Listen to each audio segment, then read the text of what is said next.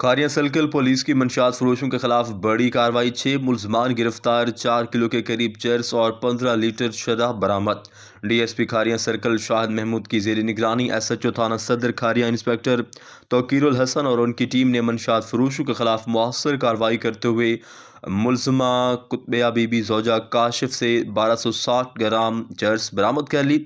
ملزم شہزاد عرف پھونا سکنہ کرڑی والا سے 1260 گرام چرس برآمد کر لی، جبکہ ملزم علی روش سکنہ کرڑی والا، محمد وسیم سکنہ کرڑی والا اور سدھیر ولد پلو خان سکنہ کراڑی والا سے مجموعی طور پر 15 لیٹر شراب برآمد کی۔ تمام گرفتار ملزمان کے خلاف الگ الگ مقدمات درج کر کے مزید قانونی کارروائی شروع کر دی گئی ہے، جبکہ ایس ایچ او تھانہ گلیانہ ایس ایچ او مبشر نواز نے اپنی ٹیم کے ہمراہ اہم کارروائی کرتے ہوئے ملزم کاشف عرف کاشی ساکن ڈھل گیہڑ کو گرفتار کر لیا۔ گرفتار ملزم سے 1200 گرام چرس برآمد کر لی گئی۔